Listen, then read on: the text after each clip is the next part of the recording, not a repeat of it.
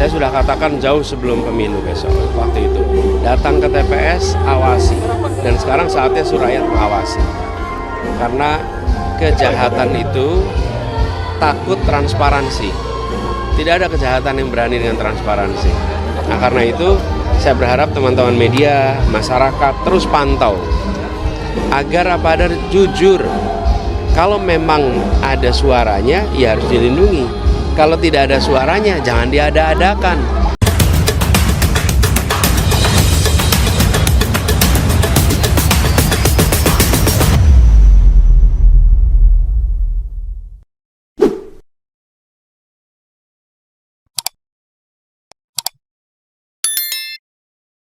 Halo sahabat-sahabat, para pejuang perubahan. Assalamualaikum warahmatullahi wabarakatuh. Jumpa kembali dengan HS Channel, sahabat yang dari 0103. Semoga sehat selalu, sehat yang manfaat, sehat yang barokah. Dan semoga kita semua selalu dilindungi oleh Allah Subhanahu wa Ta'ala, lahir dan batin, dimudahkan segala urusan dan jalan rezeki untuk kita semua, rezeki yang halal dan thayyiban, yang melimpah dan banyak. Amin ya rabbal alamin. Baik sahabat-sahabat, para pejuang perubahan yang tetap semangat dan terus bersinergi untuk mengamankan dan mengawal suara masing-masing, baik di 01 maupun 03. Baik, sampai 6 Maret 2024 Amin naik tak terbendung di website resmi Timnas Amin, yaitu da4i.net. Mari kita lihat sama-sama. Oke, ini dia di 9+11 ya. Dari total TPS 820.161 itu sudah terhimpun atau diinput 159.766 TPS atau 19,5%, yang tersebar ke 36,5% raihan Amin atau 11.412.933 suara, kembali naik tak terbendung. Tempat pertama masih diduduki oleh paslon 02 dengan 49,5% atau 15.467.530 suara. Dan kemudian di urutan ketiga paslon 03 dengan 14,1% atau 4.395.296 suara. Nah, persentase yang ditunjukkan di dashboardnya rekapitulasi suara Pilpres Timnas Amin ini, web Timnas Amin ini, tentu saja dikarenakan input data masih banyak yang berasal dari kantong-kantong 02. Saya pikir nanti saya kira ini akan naik di paslon 03 kalau misalnya kantong-kantong suaranya sudah mulai bisa terinput. Nah, dari 36,5% sepertinya kalau saya coba breakdown ke bawah, ternyata kenaikan yang cukup signifikan itu dialami di Sumatera Barat. Nah, ini Sumatera Barat ya, sahabat. Sumatera Barat yang kemarin sekira 44%, sekarang menjadi 48%. Amin memimpin di Sumatera Barat, disusul oleh Prabowo Gibran 46%. Ini persentasenya saja. Kemudian Ganjar Mahfud 6%. Sudah 42,75% TPS yang diinput ke sistem yang dimiliki oleh Timnas Amin atau tim IT dari Timnas Amin. Nah, kenaikan ini juga diikuti di beberapa provinsi, hanya tidak mengubah persentase secara signifikan. Tapi dari sisi suara saya perhatikan jika dibandingkan dengan kemarin mengalami beberapa kenaikan. Misalnya di Jawa Barat, Jawa Timur juga. Jawa Timur mengalami kenaikan dari segi suara. Ya, walaupun persentasenya nih 03 ini akan diprediksi menurut kami 03 ini akan terus naik di Jawa Timur. Kemudian Banten juga sama, Jawa Tengah 03 juga diprediksi akan terus naik. Sementara 01 mulai melambat di Jawa Tengah. DKI Jakarta masih berimbang antara Amin dan Prabowo Gibran dengan 41% masing-masing, diikuti oleh Ganjar Mahfud 17%.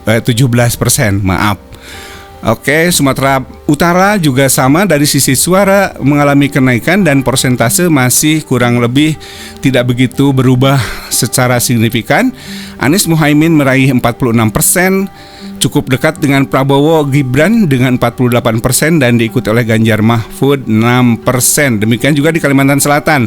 Kalimantan Selatan juga hanya terpaut 2% saja dan sudah 25,32% TPS di input.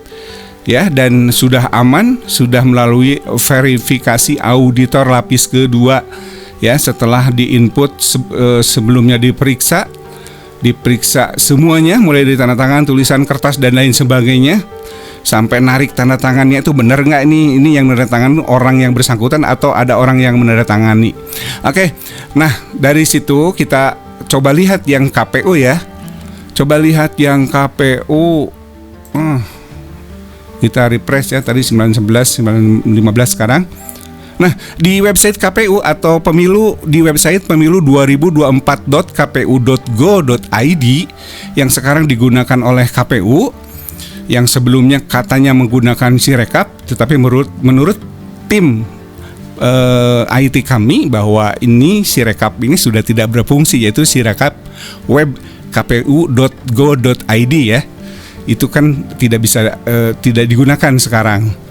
Nah, tampilannya sekarang itu menjadi begini. Nah, setelah semalam saya ngobrol dengan ketua tim IT, ternyata ya tidak stabil sistemnya. Jadi sistem perhitungan yang dimiliki oleh KPU atau yang digunakan oleh KPU ini tidak stabil. Bagaimana mungkin ya kalau tidak stabil? Makanya ya ada paslon tertentu yang di luar dugaan tidak beranjak tuh dari 58% ya.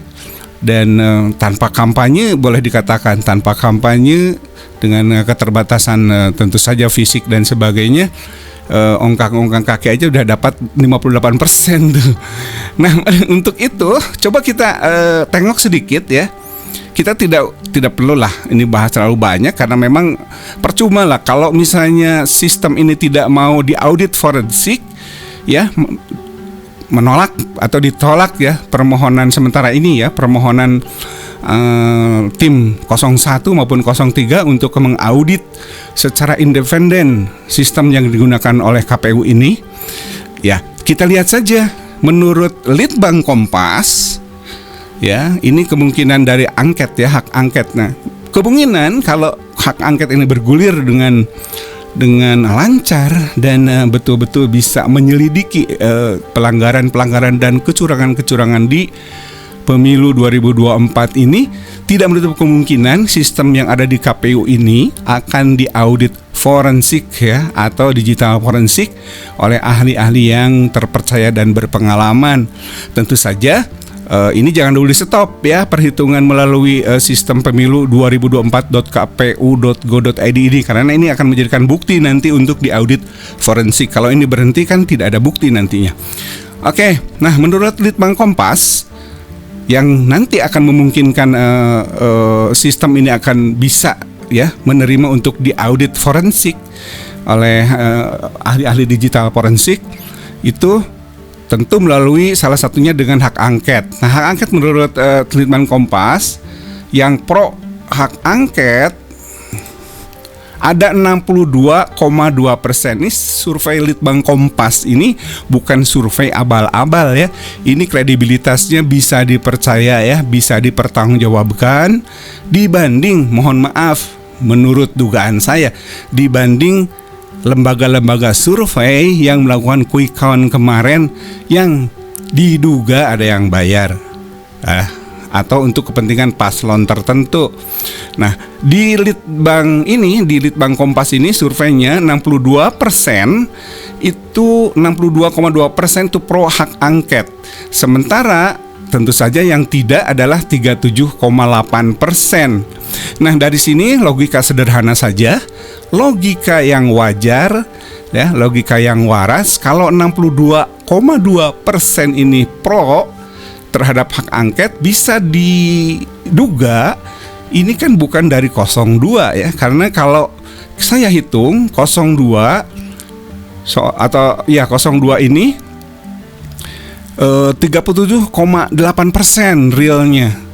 Ya, bagaimana mungkin bisa jadi 58%? Nah, seperti yang Mas Anies bilang tadi, ya kalau ada suaranya harus dilindungi.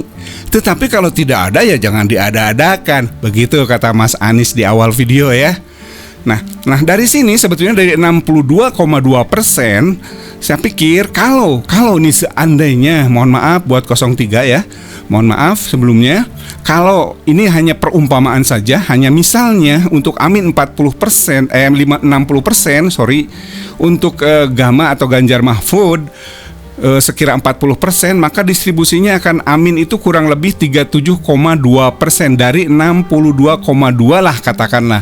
Ini hitung-hitungan kasar dan sederhana yang bersifat analisis ya, bersifat analisis. Tentu bisa benar bisa salah. Amin itu 37,2% dan Ganjar Mahfud 24,99% atau 25%. Makanya ketika disurvei di perhitungan itu di bawah 20 cukup mengagetkan, cukup dikagetkan ya, karena survei internalnya juga tidak seperti itu. Bahkan dari survei internal yang pernah disampaikan oleh Andi Wijayanto bahwa Ganjar Mahfud dengan Amin ini akan melaju ke putaran kedua. Beberapa waktu yang lalu tim internal dari 03 juga melakukan survei. Jadi realnya omon-omon ini cuma 37,8% realnya. Kalau begitu saya lebih percaya senior-senior saya yang di ITB nih, di Jurdil 2024 ini Paslon 01 ini per hari ini 37,1% untuk 01, 02 38,2% dan 03 ini 24,7%. Ini sepertinya lebih realistis. Dan saya percaya dong, karena saya juga pernah mengenyam pendidikan di sana. Jadi saya lebih percaya senior saya dong di ITB ya.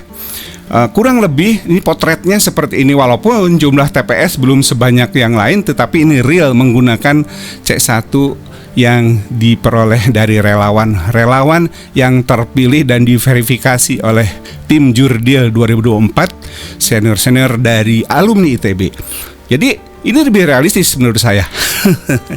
Oke, itu saja.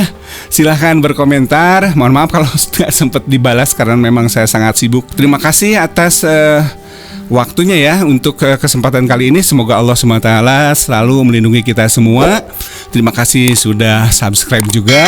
Dan kompak selalu 01 dan 03 kita dukung hak angket. Semoga bergulir dengan lancar dan berhasil menyelidiki kecurangan-kecurangan yang terjadi di pemilu 2024 ini. Amin ya rabbal alamin. Aku qauli hadza wa astaghfirullah li wa lakum. Wassalamualaikum warahmatullahi wabarakatuh. Salam perubahan. Allahu Akbar.